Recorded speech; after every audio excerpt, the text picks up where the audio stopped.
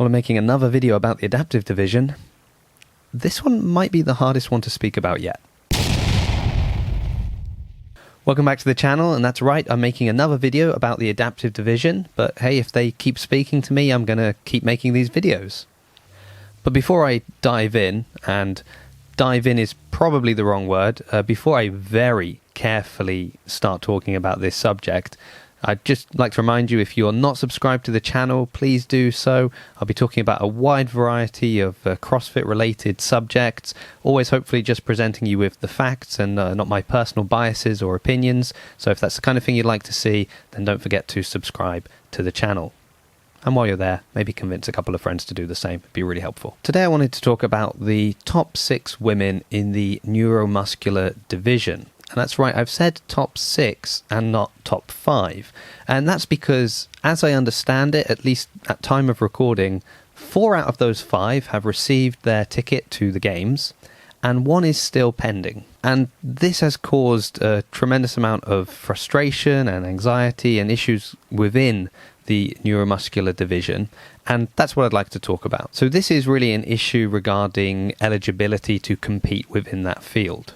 Now, if you're here because you want me to tell you whether or not I think this person should or should not be allowed to compete, you're in the wrong video, because I don't work for CrossFit. I haven't been presented with any medical documentation, so I cannot give you 100% the facts with certainty whether or not someone should or should not compete. But I have spoken to almost everyone within that top 6. I've listened to the issues that they feel they're facing, the frustrations that they're dealing with. And of course, this is a very emotionally charged issue. So also when I'm given facts by somebody, I have to understand that they are the facts as they see them.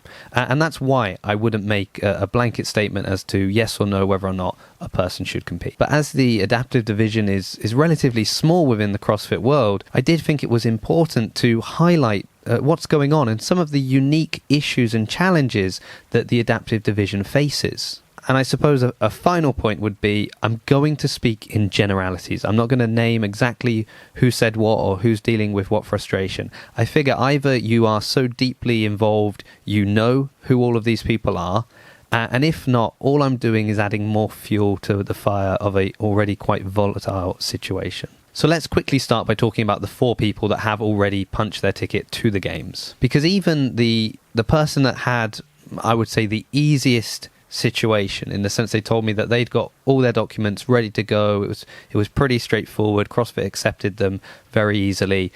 But even for them, they've felt a tremendous amount of frustration and anxiety over the whole situation. So even best case scenario hasn't been great. And then for some, even though they have been able to prove their eligibility, it's been a real challenge. They've had to jump through a lot of hoops. They've had to, do additional doctor's visits and things like that in a kind of shortened time frame to make sure that they can provide CrossFit with information that's not just proving that they're eligible, but it's information that CrossFit are willing to accept, that they understand. And this can be even more challenging, especially if you're sending medical information from one country to another that obviously have slightly different medical systems in place. So in all cases, the issue of having to provide and prove this eligibility at this point in the season has been tricky, and it's been having to happen when there's been quite a tight deadline in order to get everything in. So this idea of could this be done earlier in the season is something that has kept coming up throughout the conversations I've had with different adaptive athletes. But let's talk about this 5th game spot. Now, I don't want to get into too many specifics, but simply put, there's been some doubt raised as to the eligibility of this person. And they have provided CrossFit with information regarding all of their kind of medical issues that they feel qualify them for this division. And at the moment, we're still waiting for an official ruling from CrossFit. And then we have our athletes sitting in 6th place, don't we? And they're in another difficult situation because on the one hand, they think they might have a ticket to the games. On the other hand, they're not sure. It's strange that the deadline has passed and they still don't know. It adds anxiety, frustration. What's happening? Am I going? Am I not? Should this person be there? Should they not? So we can understand how emotionally charged the situation is for all parties. And the problem is, we're not just looking at somebody's submission video, going through, counting the no reps, working out whether or not they should have a minor penalty, a major penalty. Is that going to cost them the spot to the games? What we're doing is looking at somebody's life. We're trying to judge them as to whether or not they're eligible to compete in this category. That is an incredibly sensitive situation on both sides of the equation. And this is causing a division and a split within the adaptive division. In fact, let's talk about a hypothetical for a second. So imagine that you are an adaptive athlete, if you're not one already watching this. And this is a situation that you have to deal with day in, day out, all your life. It's understandable that you would feel protective of that division. And if you thought that somebody was competing there that didn't belong, you would want to protect the integrity of your division. And maybe you have raised this issue earlier in the season. And if we're now arriving to the point where we're talking about games tickets, perhaps you felt the need to make your voice a little louder, a little stronger.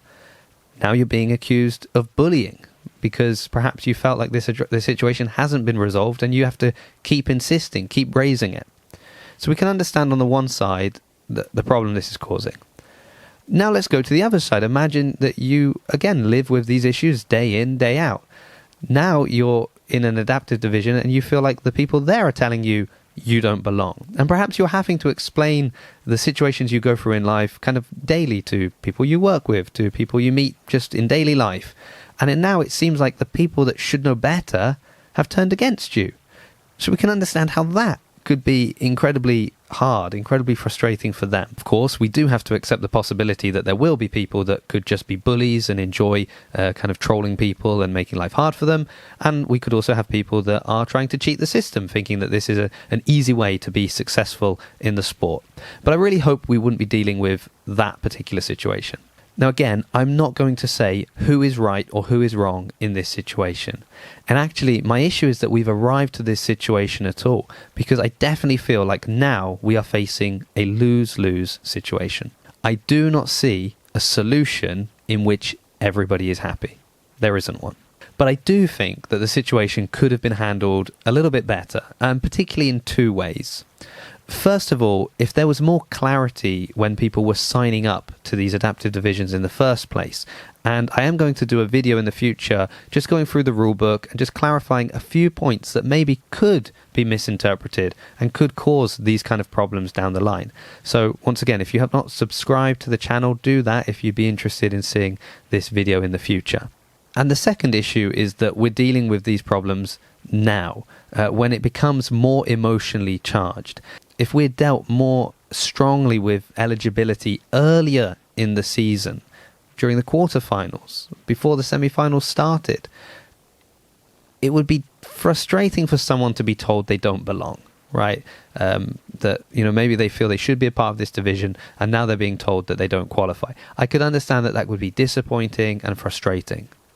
It's very different when you've now earned yourself a ticket to the CrossFit Games and you're being told, no, maybe you don't belong. No, you shouldn't be there. Like, that's a lot harder to deal with. And it's understandable, again, that people become more emotionally involved, more frustrated, and that leads to more problems down the line.